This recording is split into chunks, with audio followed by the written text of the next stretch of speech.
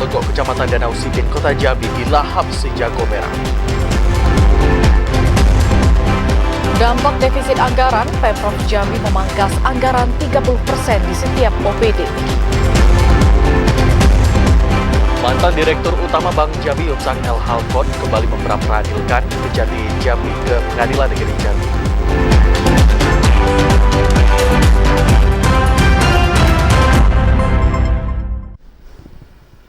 Assalamualaikum warahmatullahi wabarakatuh. Pemirsa, Anda menyaksikan Jambi hari ini edisi Kamis 27 Juli 2023. Ya, selain 3 topik utama tadi, tim redaksi kami juga telah menyiapkan sejumlah informasi penting dan menarik lainnya untuk Anda. Bersama saya, Septi Dita. Dan saya Habib Wijaya di Jambi hari ini selengkapnya.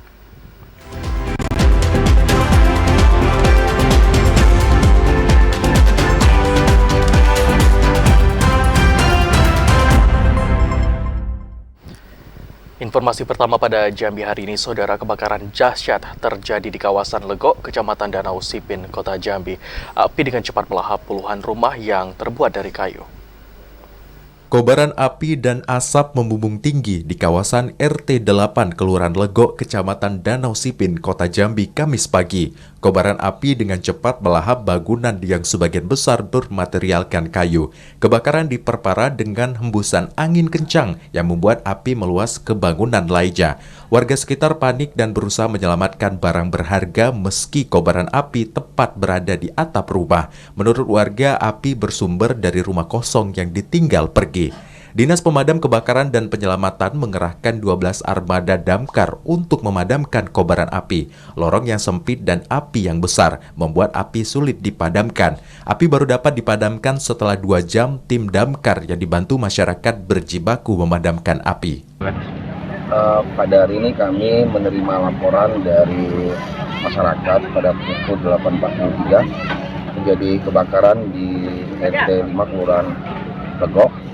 Dan kami menurunkan armada 13 yang dibantu dengan PDAM, 1 armada dengan menggunakan juga mesin apung dan mengambil sumber air di belakang, dan juga PSC 119 untuk tim medis.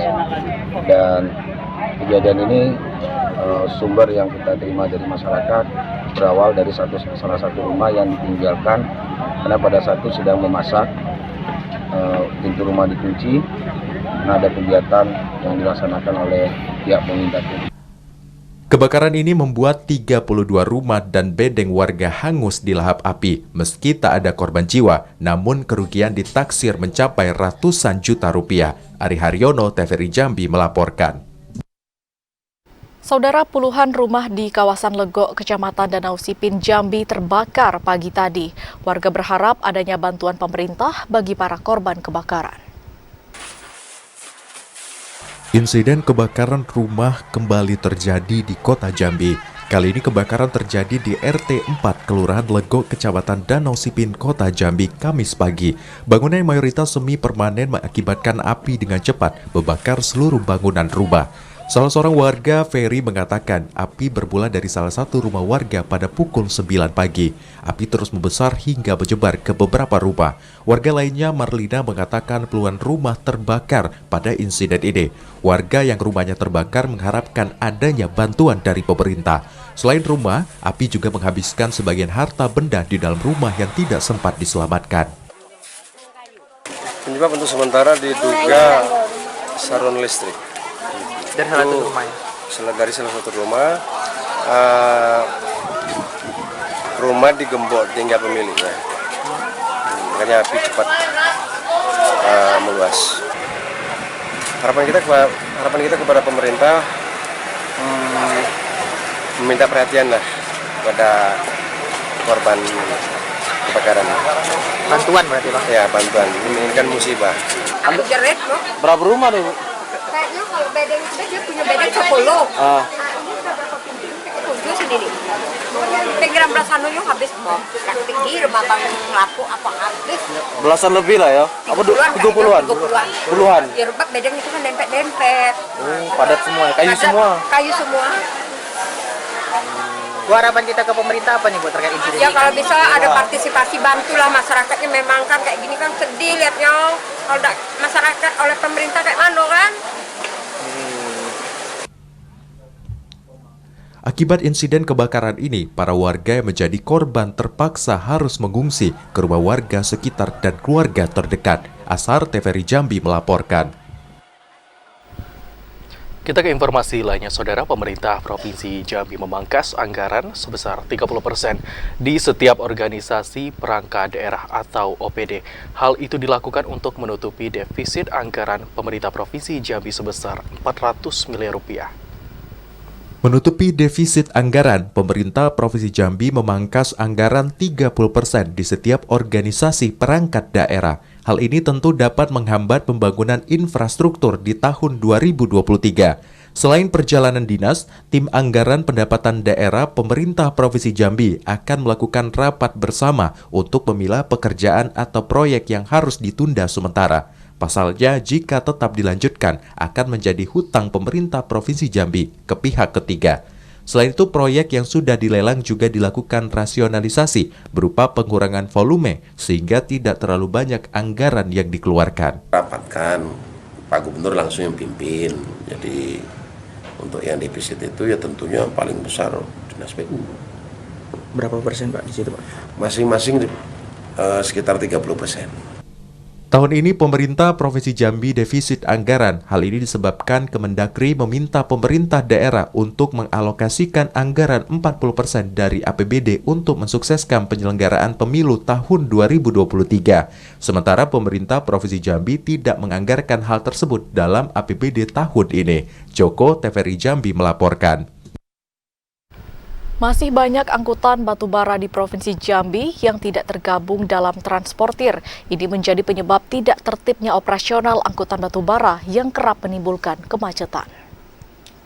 Hingga kini masih banyak angkutan batubara perorangan yang tidak tergabung dalam transportir. Hal tersebut ditemui saat terjadinya kerusakan dan kecelakaan batubara di jalan. Kondisi itu membuat arus lalu lintas menjadi macet panjang. Dinas Perhubungan Provinsi Jambi meminta semua angkutan batubara tergabung dalam transportir, sehingga saat terjadi kerusakan bisa langsung dibantu oleh transportir dan tidak menimbulkan kemacetan panjang. Kepala Dinas Perhubungan Provinsi Jambi, John Ek Kapowa mengatakan, para sopir angkutan batubara wajib mematuhi aturan yang telah dibuat pemerintah. Selain bergabung ke transportir, muatan batubara tidak boleh melebihi kapasitas. Tadi ada mobil kecelakaan, mobil ini patah as, jadi kita perbaiki. Kami koordinasi sama Dirlantas Polda juga dengan Polres Batangkang Jambi dan bersama unit lantas. Alhamdulillah sudah berhasil kami evakuasi. Insya Allah mungkin ini akan lancar. Jadi inilah kami himbau pada seluruh pemilik kendaraan untuk bergabunglah dengan transportir. Dengan bergabung dengan transportir secara resmi, mereka bisa untuk membackup bila terjadi sesuatu di jalan. Dan kami menghimbau betul, tolong patuhi apa yang telah di ketentuan yang disampaikan dari Dirlantas. Bersama kami sudah sepakat untuk pada tingkat 15 ton, ya kalau bisa di bawah itu. Nah, kemudian sehingga tidak terjadi overloading. Demikian. Jika masih kedapatan angkutan batubara yang tidak tergabung dalam transportir dan membawa muatan melebihi kapasitas, Dinas Perhubungan dan Kepolisian akan melakukan tindakan berupa tilang. Joko TVRI Jambi melaporkan. 28 titik panas terpantau di Kabupaten Tebo sejak 3 bulan terakhir. Titik panas terbanyak terdapat di Kecamatan Sumai, mencapai 11 titik panas. Sejak ditetapkan status siaga kebakaran hutan dan lahan pada Mei lalu, tercatat 28 titik panas terdeteksi di beberapa kecamatan di Kabupaten Tebo.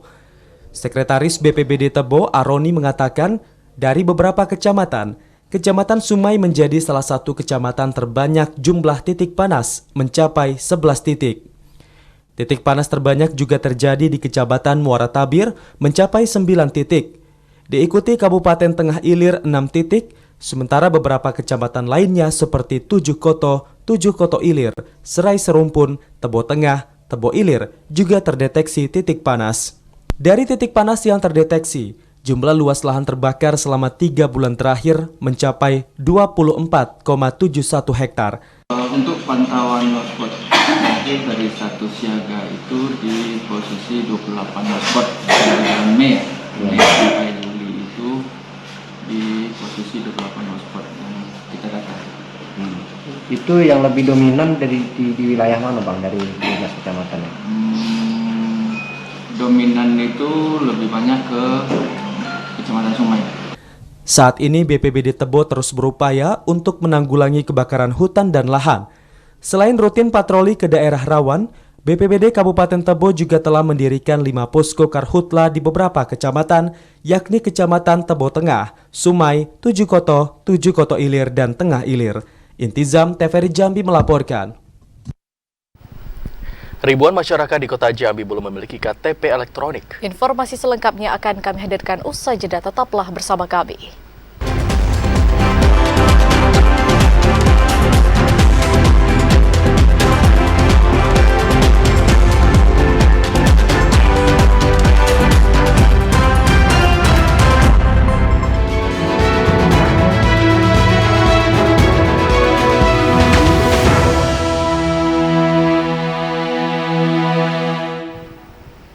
Terima kasih Anda masih bersama kami di Jambi hari ini dalam segmen menuju pemilu 2024. Komisi Pemilihan Umum Kabupaten Tanjung Jabung Timur bertekad akan membuat TPS ramah bagi penyandang disabilitas di pemilu 2024. Sebanyak 912 penyandang disabilitas masuk dalam DPT dan tersebar di 11 kecamatan. KPU Kabupaten Tanjung Jabung Timur menegaskan komitmennya untuk memberikan fasilitas bagi pemilih disabilitas dalam pemilu 2024. KPU menyediakan sarana dan prasarana yang diperlukan di setiap tempat pemungutan suara atau TPS untuk memastikan akses yang mudah dan nyaman bagi penyandang disabilitas. Komisioner KPU Kabupaten Tanjung Jabung Timur, Junianto, mengatakan sebanyak 912 orang penyandang disabilitas masuk daftar pemilih tetap atau DPT untuk pemilu 2024 yang tersebar di 11 kecamatan. Di antaranya terdiri dari disabilitas fisik sebanyak 446, intelektual 38, mental 164, sensorik wicara 116, serta disabilitas sensorik runggu 42 dan sensorik netra 106. Selain itu, para petugas kelompok penyelenggara pemungutan suara atau KPPS juga akan memberikan pendampingan jika diperlukan selama proses pencoblosan. Hal ini dilakukan guna memberikan rasa nyaman dan aman kepada penyandang disabilitas. Dengan identitas yang disabilitas, untuk sekarang kan kita memang mewajibkan bahwa setiap pemilih itu harus membawa KTPL sebagai bukti dia sudah terdaftar di TPS. Namun untuk disabilitas yang belum memiliki data kependudukan, ini juga nanti akan kita sampaikan ke provinsi bagaimana kelanjutannya. Upaya ini sejalan dengan amanat peraturan KPU nomor 9 tahun 2022 pasal 4 huruf E yang menegaskan bahwa penyandang disabilitas dan kelompok rentan lainnya berhak mendapatkan fasilitas khusus untuk mewujudkan kesetaraan dan kesempatan dalam pemilu. Kliva Patria, TVRI Jambi melaporkan. 1.700 masyarakat di Kota Jambi belum memiliki KTP elektronik dan rata-rata ribuan masyarakat yang belum memiliki KTP elektronik itu merupakan kaum milenial atau baru berusia 17 tahun. 1.700 masyarakat di Kota Jambi belum memiliki KTP elektronik. Hal itu dibenarkan Kepala Dinas Kependudukan dan Pencatatan Sipil Kota Jambi, Dirwan. Dirwan menyatakan masyarakat wajib KTP saat ini mencapai 450.000 jiwa lebih. Sementara dalam rapat pleno KPU Kota Jambi terkait daftar pemilih tetap pemilih umum 2024 pada Juni lalu ada sekitar 2.501 DPT yang belum memiliki KTP elektronik. Namun pada Juli 2023, jumlah itu berkurang menjadi 1.700 karena pada Juli ini ada 801 wajib KTP yang telah melakukan perekaman. Disduk Capil Kota Jambi akan meningkatkan perekaman KTP elektronik dengan jemput bola ke sekolah-sekolah untuk menuntaskan pelajar yang belum melakukan perekaman KTP elektronik. Disduk Capil telah mengidentifikasi sasaran sekolah-sekolah yang akan didatangi untuk jemput bola perekaman KTP elektronik. Disduk Capil menargetkan secepat mungkin perekaman KTP elektronik 1.700 itu terrealisasi sehingga seluruh pemilih dapat menggunakan hak pilihnya. KTP kita ini lebih kurang 450.000. 450 ribuan lebih kurang wajib KTP di Kota Jambi. Ya, yang belum ngurus KTP ada berapa? Yang ngurus belum KTP berdasarkan kemarin itu kan yang hasil pleno KPU ya kemarin yang bulan Juni kemarin tanggal 16 Juni kan. Nah itu lebih kurang kan jumlahnya 2.501.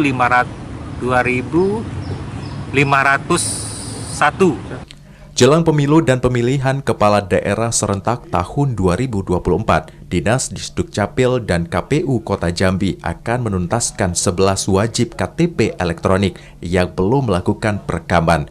Penambahan jumlah pemilih dalam Pilkada serentak 2024 disebabkan faktor bertambahnya usia pelajar. Seluruh pelajar yang telah berusia 17 tahun memiliki hak pilih pada pemilu dan Pilkada tahun 2024. Yogi Ramadhani, TVRI Jambi melaporkan. Saudara, realisasi perekaman KTP elektronik di Kabupaten Merangin lamban. Dari target 9.004 orang, perekaman KTP elektronik baru terrealisasi 0,03% atau 297 penduduk. Realisasi perekaman KTP elektronik untuk pemilih potensial di Kabupaten Merangin hingga 24 Juli 2023 baru di angka 0,03% atau 297 penduduk dari target 9.004 jiwa. Artinya tersisa 8.707 jiwa yang belum merekam atau memiliki KTP elektronik. Penyebab umum lambannya perekaman KTP elektronik pemilih potensial itu karena mayoritas masyarakat yang tidak peduli dengan kepemilikan KTP elektronik. Masyarakat baru mau membuat KTP elektronik jika ada keperluan administrasi, seperti mendapat bantuan langsung tunai yang syaratnya harus memiliki identitas. Menyikapi hal itu, Disdukcapil Kabupaten Merangin terus melakukan berbagai upaya untuk mempercepat perekaman KTP elektronik bagi pemilih potensial. Sudah dihimbau, kadang-kadang kami datang juga belum melaksanakan perekaman. Karena masyarakat juga kadang-kadang beranggapan kalau ada keperluan baru dia melaksanakan perekaman. Sepanjang belum ada keperluan, dia belum melaksanakan perekaman. Nah, itulah kendala-kendala yang kami dapati dari masyarakat. Saat ini ketersediaan belangko di Disdukcapil Merangin sekitar 500 keping dan diprediksi mencukupi hingga 1 pekan ke depan. Jika tidak cukupi, pihak Disdukcapil Merangin akan mengajukan penambahan ke pemerintah Provinsi Jambi maupun pemerintah pusat. Berdasarkan data rapat pleno rekapitulasi daftar pemilih tetap atau DPT pada 21 Juni 2023 lalu, pemilih potensial pada pemilu 2024 berjumlah 9.004 orang. Jumlah pemilih itu tersebar di 205 desa kelurahan dalam 24 kecamatan. Jumlah pemilih potensial non-KTP elektronik terbanyak di Kecamatan Tabir mencapai 1.105 pemilih. Sementara jumlah paling sedikit berada di Kecamatan Nalotantan, hanya 145 pemilih. Ramadan Ceribetakasa, TVRI Jambi melaporkan. Menteri Pertahanan Republik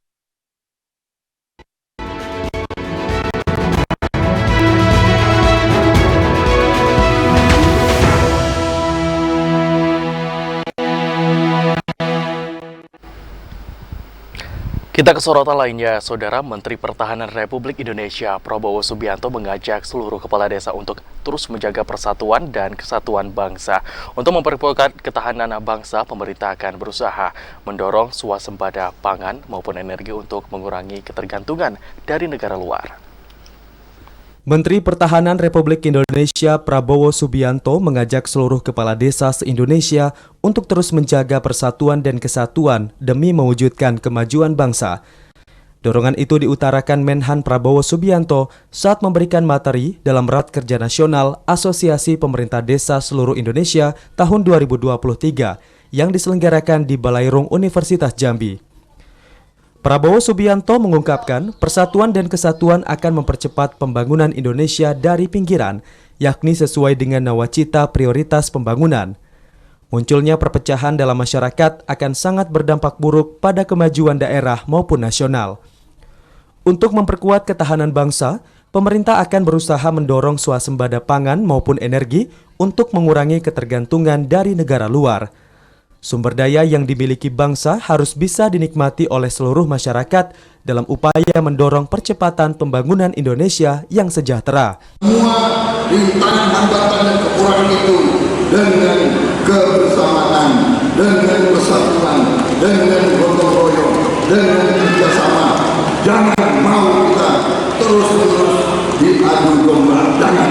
kita bisa, dan insya Allah kita akan bangkit menjadi negara besar, negara makmur.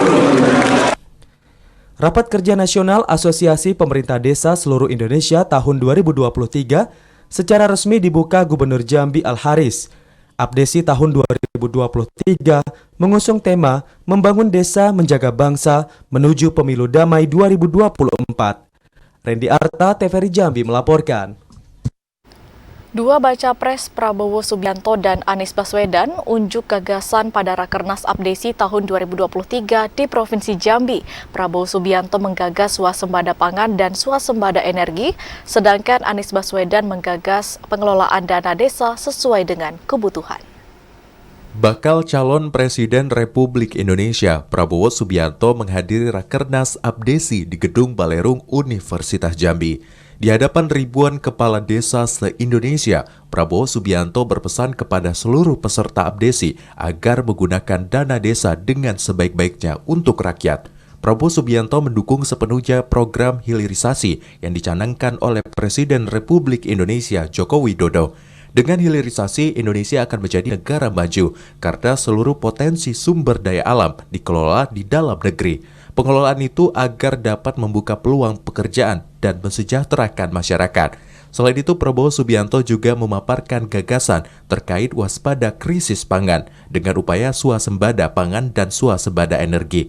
Tak hanya Prabowo Subianto, bakal calon Presiden Republik Indonesia Anies Baswedan juga turut menghadiri Rakornas Abdesi tahun 2023 yang mengusung tema Menjaga Desa Membangun Bangsa. Dalam paparannya, Anies Baswedan memaparkan konsep pembangunan desa di Indonesia yang diawali dengan menceritakan pengelolaan kampung-kampung di Jakarta. Anies Baswedan mengungkapkan ada program pembangunan dan proyek yang dananya langsung dikelola oleh pihak RW. Menurut Anies Baswedan, ada sebagian program pemerintah yang tidak sesuai dengan kebutuhan di lapangan, salah satunya pelaksanaan pembangunan proyek. Karena itu, ke depannya, Anies Baswedan menginginkan dana desa dikerjakan sesuai dengan kebutuhan di lapangan agar dapat bermanfaat langsung pada masyarakat. Sementara Ketua Umum DPP Abdesi Surtawijaya mengatakan pada Rakernas Abdesi tahun ini pihaknya mengundang 3 bakal calon Presiden Republik Indonesia, yakni Prabowo Subianto, Anies Baswedan, dan Ganjar Pranowo. Dari ketiga baca pres, hanya Ganjar Pranowo yang berhalangan hadir pada Abdesi yang diselenggarakan di Provinsi Jambi itu. Andri Wijaya, M. Al-Adli, TVRI Jambi melaporkan. Rakernas Abdesi tahun 2023 menghasilkan 10 rekomendasi dan 13 poin untuk dimasukkan ke dalam revisi Undang-Undang Desa. Salah satu rekomendasi itu yakni meminta kesesuaian gaji kepala desa dan mengevaluasi mekanisme rekrutmen pendamping desa yang harus memiliki kualifikasi. 10 rekomendasi dan 13 aspirasi perjuangan desa seluruh Indonesia menjadi keputusan Rakernas Abdesi tahun 2023. 10 rekomendasi itu yakni pertama, minta kesesuaian gaji kepala desa. Kedua, mendesak DPR RI dan pemerintah untuk mempercepat proses pembahasan dan pengesahan revisi Undang-Undang Desa. Ketiga, mengembalikan kebijakan Program Nasional Pemberdayaan Masyarakat Pedesaan. Keempat, mengevaluasi mekanisme rekrutmen pendamping desa yang harus memiliki kualifikasi. Kelima, mengusulkan pengalokasian 10% APBN untuk dana desa. Keenam, Abdesi memberikan mandat sesuai tingkatan untuk mengawal proses politik dan keberpihakan politik secara langsung dan tidak langsung. Ketujuh, mendesak pemerintah agar memberikan instruksi kepada gubernur, wali kota, dan bupati untuk tidak melakukan tekanan politik. Kedelapan, merekomendasikan masa jabatan dan periodisasi kepala kampung di Provinsi Aceh sesuai Undang-Undang Nomor 6 Tahun 2014. Kesembilan, meminta pemerintah pusat agar melakukan proses pemutihan kepada korporasi yang menguasai perkebunan sawit yang diduduki secara tidak benar, dapat atau agar dikembalikan ke masyarakat desa. Dan terakhir, meminta pemerintah pusat memberikan penghargaan kepada mantan kepala desa yang pernah terlibat dalam pembangunan desa. Ketua Umum DPP Abdesi Surtawijaya berharap hasil keputusan Rakernas Abdesi tahun 2023 di Provinsi Jambi ini dapat segera ditindaklanjuti oleh legislatif dan eksekutif. Pertama tetap adalah menyikapi persoalan perpanjangan ya 9 tahun. Yang kedua adalah persoalan dana desa 10% transfer dari pusat setelah dikurangi dana subsidi dan hutang negara. Yang ketiga adalah bahwa di mana persoalan di tingkat desa seperti perhutanan yang dikelola oleh para pengusaha, maka paling tidak ada untuk keberpihakan terhadap desa. Pada Rakernas Abdesi tahun ini mengundang 3 tokoh nasional yang digadang menjadi bakal calon Presiden Republik Indonesia. Ketiga tokoh nasional itu yakni Prabowo Subianto, Anies Baswedan, dan Ganjar Pranowo. Dari ketiga tokoh nasional yang diundang, hanya Prabowo Subianto dan Anies Baswedan yang memaparkan gagasan pada Rakernas Abdesi. Sementara Ganjar Pranowo berhalangan hadir. Andri Wijaya, M. Al-Adli, TVRI Jambi melaporkan. Saudara, usai jeda kami akan kembali dengan sejumlah informasi lainnya dalam segmen advertorial. Di antaranya, Dekranasda Kabupaten Muaro Jambi menggelar rapat persiapan lomba peragaan busana dan desain batik.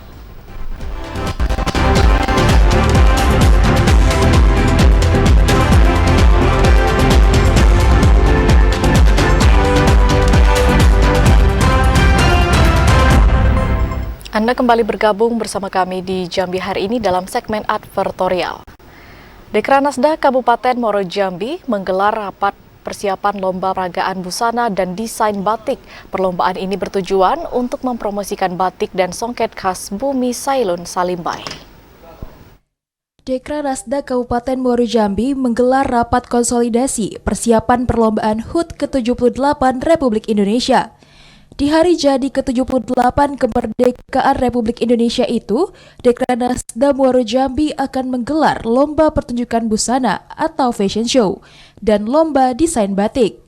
Rapat konsolidasi yang dipimpin Ketua Dekranasda, Faradila Zahara Bahyuni Deliansyah itu bertujuan untuk memantapkan perlombaan yang akan dilaksanakan pada 7 hingga 10 Agustus mendatang. Untuk cabang lomba fashion show akan diikuti oleh Kepala OPD, Kabag, dan para camat di Kabupaten Muaro Jambi. Sementara, lomba desain batik terbagi 2 kategori, yakni kelompok pelajar tingkat SMP dan SMA, dan masyarakat. Selain bertujuan untuk mempromosikan batik dan songket, perlombaan itu juga bertujuan untuk meningkatkan inovasi dan kreasi para pengrajin di Bumi Sailun Salimbai. Ini akan dilaksanakan hari puncaknya yaitu tanggal 10 Agustus tahun 2023 dan untuk lomba desain akan kami tutup di tanggal 30 Juli ini. Usai memimpin rapat, Faradila Zahara Bahyuni Deliansyah bersama anggota Dekranasda Kabupaten Muaro Jambi meninjau lokasi kegiatan yang berada di depan kantor Bupati Muaro Jambi. Azam Afnan, TVRI Jambi melaporkan. Pejabat Bupati Sarolangun, Bahril Bahri bersama Gubernur Jambi Al-Haris meluncurkan gerakan pembagian 10.000 bendera merah putih. Kegiatan itu dipusatkan di Desa Pematang Kulim, Singkut 7, Kecamatan Pelawan, Kabupaten Sarolangun. Menjelang hari jadi kemerdekaan Republik Indonesia ke-78 tahun, jajaran pemerintah Kabupaten Sarolangun bersama Gubernur Jambi meluncurkan gerakan pembagian 10.000 bendera merah putih kepada masyarakat. Penjabat Bupati Sarolangun Bahril Bakri berterima kasih kepada Gubernur Jambi yang telah menghadiri peluncuran pembagian 10.000 bendera merah putih. Gerakan ini merupakan instruksi Menteri Dalam Negeri dalam menyemarakan HUT ke-78 Republik Indonesia tahun 2023. Tak hanya itu, kegiatan ini juga dapat menumbuhkan rasa nasionalisme dan patriotisme masyarakat. Kegiatan ini diharapkan menjadi momentum untuk meningkatkan persatuan dan kesatuan di tengah masyarakat. Pemerintah daerah juga telah membuat surat edaran terkait dengan gerakan pembagian serta pengibaran bendera merah putih hingga ke tingkat rukun tetangga. Tujuan dari kegiatan ini adalah pertama untuk menggugah rasa cinta tanah air dan meningkatkan semangat nasionalisme serta menanamkan jiwa nasionalisme dan patriotisme. Yang kedua adalah mempererat tali persaudaraan serta silaturahmi pada sesama warga dalam meningkatkan motivasi perjuangan demi meraih prestasi dan harapan seluruh masyarakat Indonesia. Gubernur Al-Haris mengapresiasi jajaran pemerintah Kabupaten Sarolangun karena Kabupaten Sarolangun menjadi daerah yang pertama kali melakukan pembagian bendera merah putih di Provinsi Jambi. Gerakan pembagian bendera merah putih kepada masyarakat ini menjadi sebuah gerakan yang penting untuk menumbuhkan semangat dan cinta tanah air. Mulai yang terbawah, RT, Kades, semua diminta untuk tahun ini untuk membuat gerakan cinta merah putih dengan gerakan memasang bendera.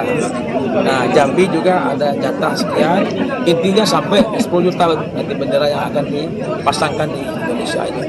Semua bergerak semuanya. Gerakan pembagian bendera merah putih ini ditandai pemberian bendera kepada seluruh kepala desa di Kecamatan Pelawan, serta pemasangan dan pengibaran bendera merah putih oleh Gubernur Jambi dan PJ Bupati Sarolangun di halaman kantor Kepala Desa Pematang Kolim, Kecamatan Pelawan. Edi Kusnadi, TVRI Jambi melaporkan. Bupati Merangin Masyuri melepas 2 orang penggalang pramuka dalam Jambore Kepanduan Dunia ke-25 di Korea Selatan awal Agustus mendatang. Merangin merupakan daerah satu-satunya di Provinsi Jambi yang mengirim 2 orang utusannya pada Jambore tingkat dunia. Bupati Merangin Masyuri melepas 2 orang penggalang pramuka yang akan mengikuti Jambore Kepanduan Dunia ke-25 di Korea Selatan pada 1 hingga 12 Agustus mendatang. Masyuri mengapresiasi 2 putri terbaik Merangin yang mengikuti ajang internasional di Semenggom, Korea Selatan. Sebagai utusan Merangin, Masyuri berpesan agar mereka dapat menjaga nama baik daerah dan bangsa Indonesia, mampu berkomunikasi dan memperkenalkan seni serta potensi wisata baik kepada peserta negara dan daerah lain, terutama Geopark Merangin. Jadi tentu harapan kita ada kedua putri terbaik Kabupaten Merangin ini sebagai duta Merangin tentu untuk mempromosikan Merangin agar Merangin lebih dikenal di dunia internasional. Ini memang kita sedang gencar-gencarnya karena kita juga sudah masuk, Geopark kita sudah masuk UNESCO, maka ini ditambah kirimkan duta 2 orang lagi ya. Di sana kan merupakan ajang pertemuan para pandu sedunia. Masyuri berpesan kepada peserta untuk tetap menjaga kesehatan dan stamina. Para peserta diharapkan menunjukkan penampilan terbaik dan memanfaatkan momentum ini untuk mengasah keterampilan dan kecakapan sebagaimana pramuka sejati. 2 anggota pramuka Merangin yang akan mengikuti pramuka sedunia ke-25 itu yakni Atayah Kalista Putri, siswi SMP 4 Merangin, dan Vina Aulia Anggraini, siswi SMP 23 Merangin. Kabupaten Merangin merupakan daerah satu-satunya di Provinsi Jambi yang mengirim 2 orang utusannya pada Jambore tingkat dunia itu. Ramadan Carbita Kasal, TVRI Jambi melaporkan. Karena ada perwakilan Kabupaten Bungo yang mampu mengharumkan Indonesia di kancah internasional, Bupati Bungo Masyuri melepas kontingen pramuka Bungo ke Jambore Internasional di Korea Selatan. Bupati Bungo Masyuri sebagai pembina pramuka Kabupaten Bungo secara resmi melepas Liza Saka Najibatunisa, siswa SMPIT Didia Al-Azhar Buaro Bungo di rumah dinas Bupati Bungo. Liza Saka Najibatunisa merupakan siswa yang terpilih untuk mengikuti Jambore Internasional ke-25 tahun 2023 di Seoul, Korea Selatan. Siswa ini merupakan satu dari 11 siswa perwakilan dari Provinsi Jambi. Bupati Bungo Masyuri mengatakan rasa bangga dan apresiasi yang tinggi kepada siswa yang menjadi utusan dari Kabupaten Bungo untuk Indonesia di Jambore Internasional. Prestasi yang luar biasa perlu mendapat dukungan dari semua pihak dan tidak saja dari pihak kepramukaan, akan tetapi dari seluruh masyarakat Kabupaten Bungo, karena sudah membuat nama Kabupaten Bungo semakin harum dan patut diperhitungkan di bidang kepramukaan maupun lainnya baik di kancah nasional maupun internasional. Kabupaten Bungo patut berbangga karena mampu mengharumkan nama bangsa Indonesia di luar negeri. Mudah-mudahan nanti Liza setelah pulang bisa memberikan pengalamannya kepada kawan-kawan yang ada di Kabupaten Bungo ini. Kemudian tentu ini menjadi motivasi, menjadi penyemangat, menjadi pengalaman yang luar biasa bagi beliau. Liza Saka Najibatunisa mengatakan sangat bangga dan bersyukur bisa mewakili Kabupaten Bungo dan Provinsi Jambi serta bangsa Indonesia untuk ikut di ajang Jambore Internasional di Korea Selatan. Saya terima kasih kepada semuanya, termasuk pada keluarga, teman-teman juga yang sudah ikut mensupport. Lalu saya juga berterima kasih kepada rekan-rekan semuanya yang telah mendukung saya. Doakan saya juga di sana, semoga saya dalam keadaan sehat dan juga bisa membawa nama baik Bungo. Pada pelepasan siswa tersebut, Liza didampingi Ketua Kuarca Pramuka Kabupaten Bungo, Safrudin Dwi Aprianto, beserta pengurus Pramuka Kuarcap serta kepala sekolah. Bupati Masuri menitip pesan kepada Liza Saka yang mewakili Provinsi Jambi dan bangsa Indonesia untuk selalu menjaga nama baik daerah, sekolah, keluarga, dan diri sendiri selama mengikuti Jambore Internasional di Seoul, Korea Selatan. Pemerintah Kabupaten Bungo memberikan bantuan uang sebesar 5 juta rupiah yang diserahkan langsung oleh Bupati Bungo Masyuri dan didampingi Ketua Kuarca Bungo Safrudin Dwi Aprianto kepada Liza Saka Najibatunisa. Mukriandi, TVRI Jambi melaporkan. Wakil Bupati Bungo Syafruddin Dwi Aprianto memimpin rapat persiapan penilaian Adipura tahun 2023. Pemkab Bungo menargetkan kembali meraih Piala Adipura untuk keempat kalinya. Pemerintah Kabupaten Bungo menggelar rapat persiapan penilaian Piala Adipura tahun 2023 di ruang utama kantor Bupati Bungo.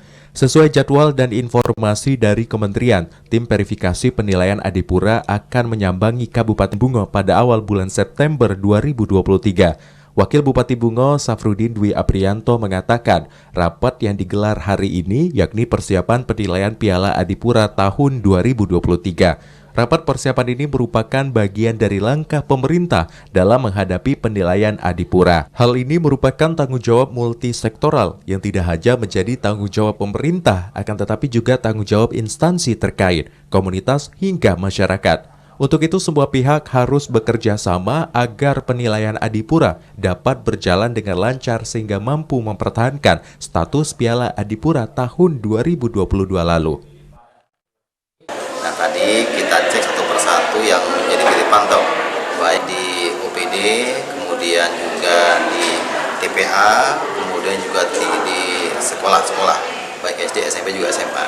Nah, tadi kami pastikan agar seluruh penanggung jawab titik pantau mulai hari sudah menyiapkan diri untuk menghadapi penilaian. Penilaian dilaksanakan rencana akhir Agustus atau di awal September. Jadi mudah-mudahan dengan kebersamaan baik pemerintah tingkat kabupaten, kecamatan, dusun, juga kelurahan, juga masyarakat, kita optimis bisa mempertahankan Adipura di tahun 2023 ini. Rapat persiapan penilaian Adipura tahun 2023 dengan agenda pemantauan ke setiap kantor dinas dan sekolah, fasilitas umum dan tempat pembuangan akhir dari pemantauan dan pengecekan tersebut dipastikan akan diperbaiki, dirapikan dan dipersiapkan secara matang menjelang bulan September mendatang. Selain itu, di tahun 2023 akan ada penambahan titik pantau di lokasi yang strategis untuk penilaian nantinya. Mukriandi, TVRI Jambi melaporkan.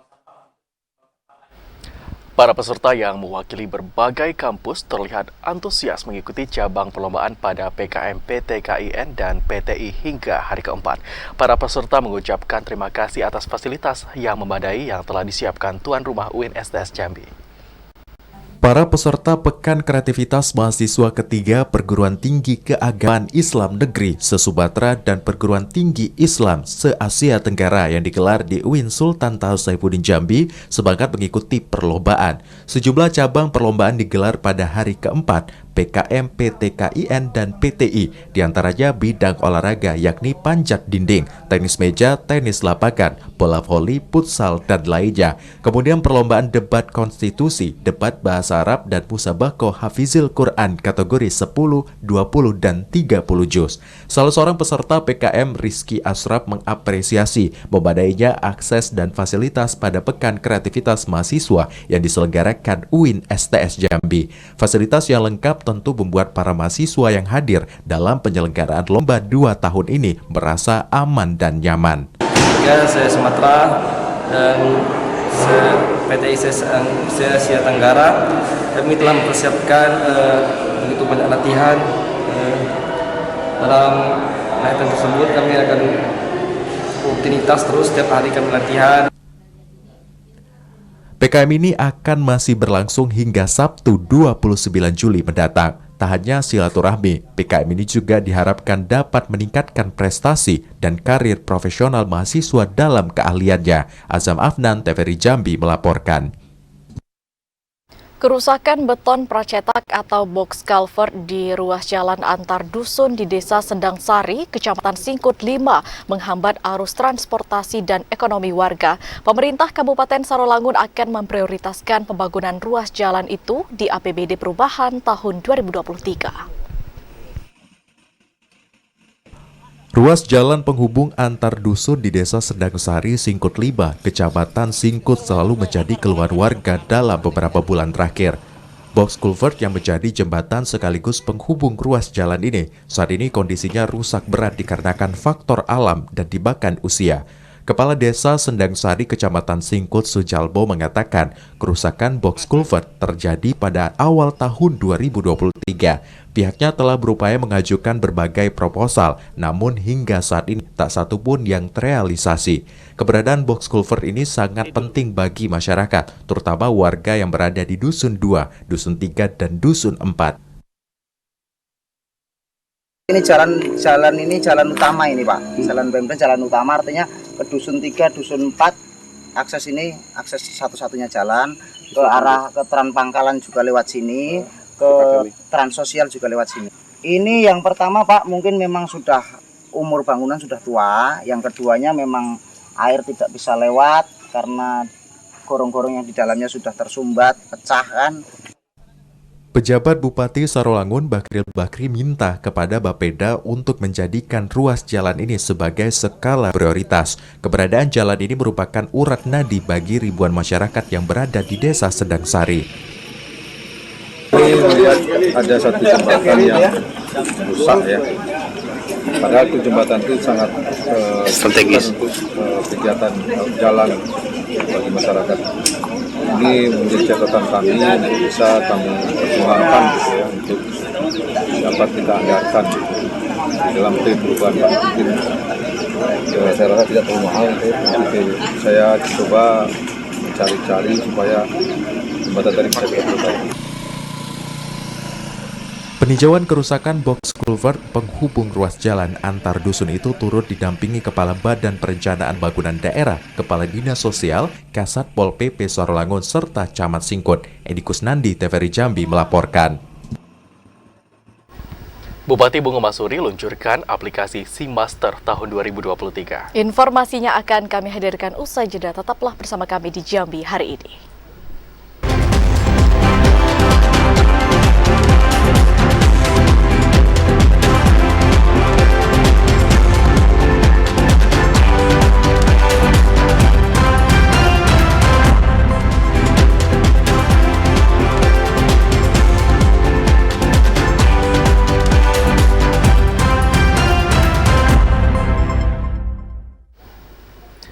Saudara, Anda kembali menyaksikan Jambi hari ini. Kejaksaan Tinggi Jambi kembali digugat oleh Yunsak El Halkon, mantan Dirut Bank Jambi.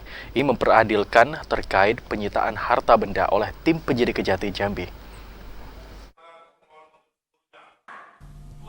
Mantan Direktur Utama Bank Jambi Yunsak El Hakon kembali memprapradilkan Kejati Jambi ke Pengadilan Negeri Jambi. Kali ini Yunsak El Hakon memprapradilkan penetapan tersangka kasus tindak pidana pencucian uang oleh penyidik Kejati Jambi.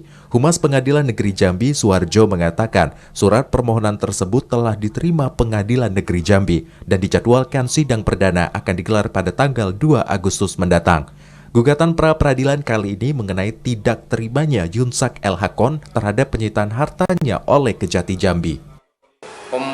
Pemohonnya Pak Yunsak El Hakon SMSI, ya, kemudian termohonnya Kejati.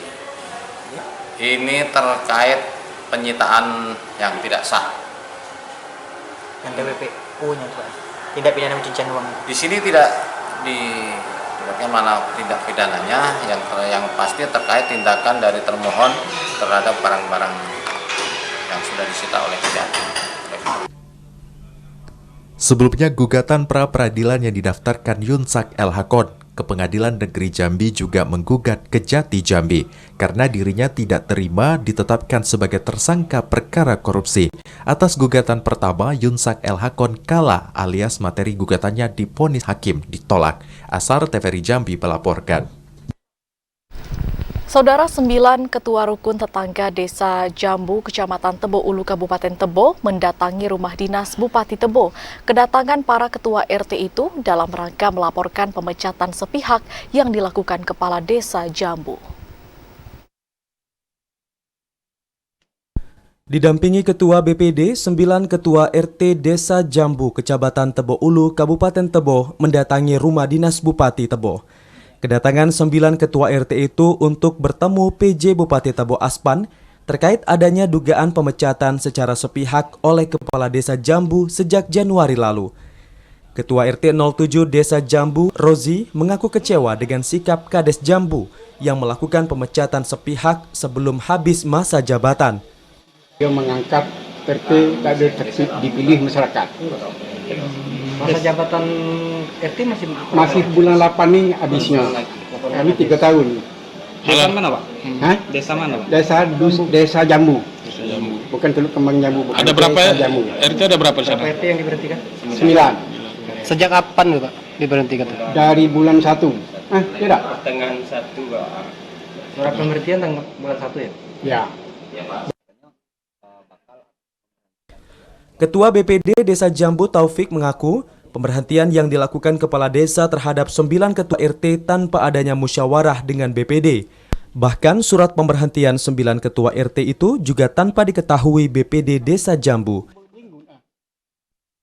Waktu habis pelantikan seminggu di forum Kades sudah ngomong kalau untuk dalam waktu dekat ini katanya bakal memberhentikan Ketua RT, tapi tidak dikatakan siapa-siapa orangnya. Tahu 2 atau 3 hari sesudah itu baru dikasih surat bahwa mereka ini diberhentikan. Intizam TVRI Jambi melaporkan. Saudara, informasi lintas Andalas tersebut menjadi penutup perjumpaan kita dalam Jambi hari ini. Terima kasih atas perhatian dan kebersamaan Anda. Saya Habib Wijaya. Dan saya Septinita bersama kerabat kerja yang bertugas undur diri. Wassalamualaikum warahmatullahi wabarakatuh dan sampai jumpa.